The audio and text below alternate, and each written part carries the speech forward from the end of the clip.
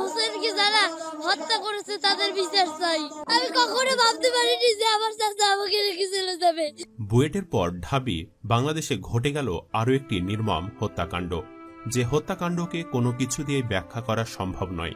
নতুন করে স্বাধীন হওয়া দেশে ঢাকা বিশ্ববিদ্যালয়ের মতো জায়গায় তোফাজ্জল হোসেনকে যেভাবে হত্যা করা হয়েছে তাতে হয়তো আল্লাহর আরশও কেঁপে উঠেছিল। আসলে কে এই তোফাজ্জল, কি তার পরিচয়, কেনই বা সে ঢাবিতে গিয়েছিল, কেনই বা তাকে এভাবে মেরে ফেলা হলো, এ সকল বিষয়ের ব্যাখ্যা দিয়েছে তার মামাতো বোন ও ভাবি, যা শুনলে গায়ের লোম দাঁড়িয়ে যাবে। একটা মানুষকে ভাত খাওয়াই মারে, তারপর আবার ভাত খাওয়াই আবার মারে, এটা কোন ধরনেরই? একটা বিড়ালরাও তো মানুষ মানে মাইরে ফেলাইতে পারে না। ঢাকা বিশ্ববিদ্যালয়ের ফজলুল হক মুসলিম হলে চোর সন্দেহে আটক তোফাজ্জল নামে এক ব্যক্তিকে পিটিয়ে হত্যার ঘটনা ঘটেছে। জানা গেছে তোফাজ্জল পাথরঘাটা উপজেলার কাঁঠালতলী ইউনিয়নের তালুকের চর দোয়ানি গ্রামের মৃত আব্দুর রহমানের ছেলে। তার একমাত্র বড় ভাই ছিলেন পুলিশের এসআই, মারা গেছেন গত রমজানে। তোফাজ্জল একসময় উপজেলার কাঁঠালতলী ইউনিয়ন ছাত্রলীগের সভাপতি ছিলেন। কয়েক বছরের মধ্যেই তোফাজ্জলের মা, বাবা ও একমাত্র বড় ভাইও মারা যান, যার কারণে পরিবার ও অভিভাবকহীন হয়ে রাস্তায় রাস্তায় ঘুরতেন তোফাজ্জল। আরও একটি কারণও অবশ্য আছে। তোফাজ্জল পাথরঘাটা উপজেলার লেমোয়া সৈয়দ ফজলুল হক ডিগ্রি কলেজ থেকে এইচএসসি পাশ করে। এরপরে বরিশাল বিএম কলেজ থেকে বাংলা বিষয়ে অনার্স মাস্টার্স শেষ করে বঙ্গবন্ধু ল কলেজে অধ্যয়নরত ছিলেন। অল্প সময়ের মধ্যে তোফাজ্জল মা, বাবা ও ভাইকে হারানোর পর প্রেমিকাকেও হারায়। তাই বলা হচ্ছে মূলত প্রেম সংক্রান্ত ব্যাপারে আঘাতপ্রাপ্ত হয়ে মানসিক ভারসাম্যহীন ছিল। বিষয়টি নিশ্চিত করেন তার ভাবিও। তিনি জানান, পাথরঘাটা উপজেলার কাঁঠালতলী ইউনিয়নের বর্তমান চেয়ারম্যান শহীদুল ইসলামের ছোট মেয়ে টিনার সঙ্গে 4 বছর ধরে তোফাজ্জলের প্রেমের সম্পর্ক ছিল। প্রেমে ব্যর্থ হয়ে মানসিকভাবে ভারসাম্য হারিয়ে ফেলে। টিনার সাথে তোফাজ্জলের কিছু ছবিও ভাইরাল হয়েছে।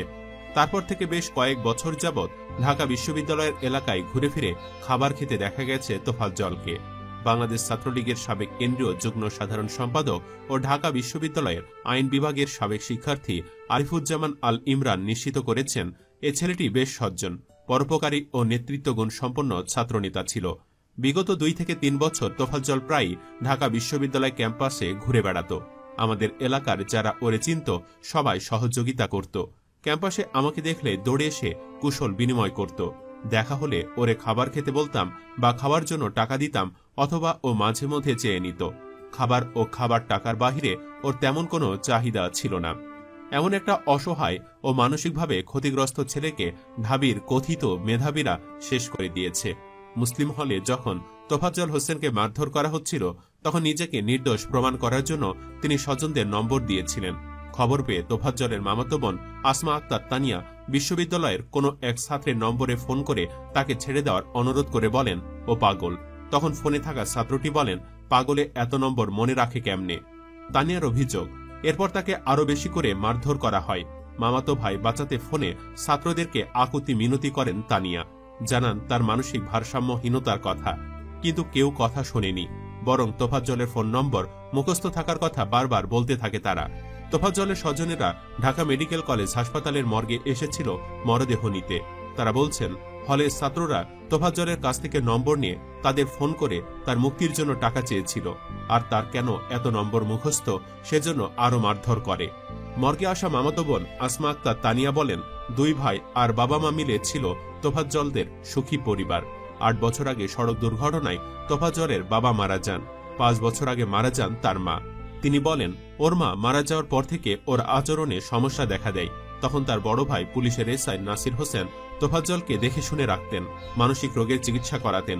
সেই ভাইও গত বছর রোজায় ক্যান্সারে আক্রান্ত হয়ে মারা যান। এরপর থেকেই ওকে দেখার আর কেউ নাই। ও পথে পথে একেবারে উন্মাদ হয়ে ঘুরে বেড়াচ্ছিল। তানিয়া জানান, তারা তোফাজ্জলকে মানসিক চিকিৎসা কেন্দ্রে নেওয়ার চেষ্টা করেছেন, কিন্তু তাকে ধরে বেঁধে কোথাও নেওয়া যায় না বলে সে উদ্যোগ ব্যর্থ হয়। সবশেষ তাকে যেদিন পাবনার মানসিক চিকিৎসা কেন্দ্রে নেওয়ার কথা ছিল সেদিন সকালে শিকল ভেঙে পালিয়ে যান তিনি। এরপর ঢাকায় সে এখানে ওখানে থাকতেন, ঘুরে ঘুরে বেড়াতেন। তানিয়া বলেন, 5 আগস্ট রাজু ভাস্কর্যের সামনে যখন টেলিভিশনগুলো লাইভ চলছিল তখন সে বারবার সামনে আসছিল। সে সাক্ষাৎকার দিতে চায়, ওর সে ভিডিও আমরা দেখেছি। রাতের ঘটনার বর্ণনা দিয়ে তানিয়া বলেন, বুধবার রাত 11টার দিকে আমার বাবাকে ফোন দিয়ে বলছে, আপনি কি তোফাজ্জলের মামা? তখন আমার আব্বা বলছে, হ্যাঁ।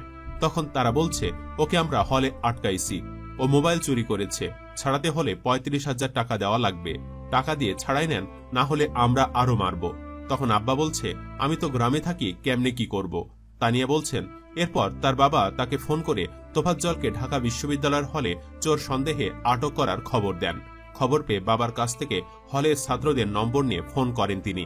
তানিয়া বলেন, ও যখন আমার আব্বার নম্বর, ওর ভাবির নম্বর, চাচাতো ভাইদের নম্বর দিছে, তখন ওরে আরো বেশি মারছে।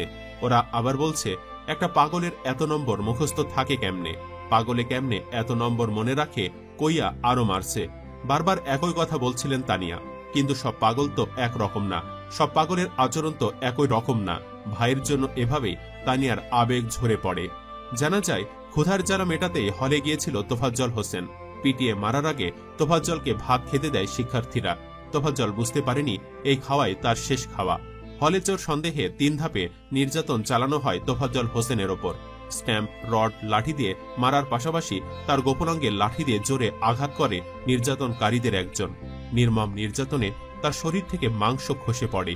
ঘটনার প্রত্যক্ষদর্শীরা জানান, বুধবার রাতে হলে ঢুকলে চোর সন্দেহে তাকে ধরে ফেলেন কয়েকজন শিক্ষার্থী। জিজ্ঞাসাবাদের নামে তাকে 3 দফায় নির্যাতন করা হয়।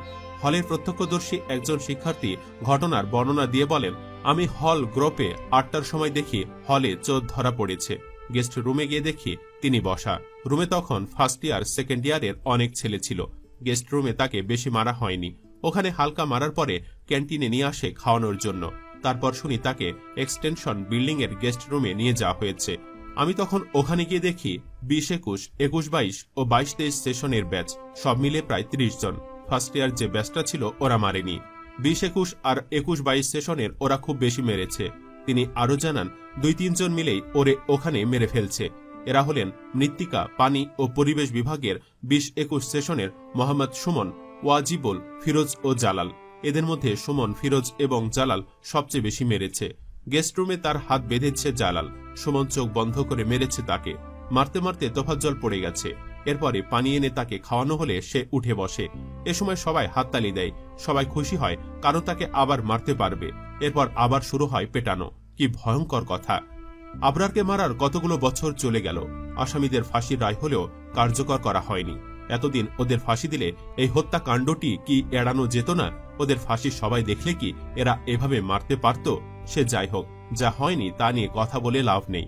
এখন আমার কথা লাউড অ্যান্ড ক্লিয়ার। তোফাজ্জলকে মারার ছবি, ভিডিও সব আছে। আসামিরা ধরা পড়েছে, ওদের একইভাবে পিটিয়ে মারা হোক। কি বলেন আপনি দর্শক? আমার সাথে একমত হলে কমেন্টে ইয়েস লিখে ভিডিওটি লাইক ও শেয়ার করে প্রতিবাদের ঝড় তুলুন। আর অবশ্যই আমাদের চ্যানেলটি সাবস্ক্রাইব করে রাখুন। ধন্যবাদ।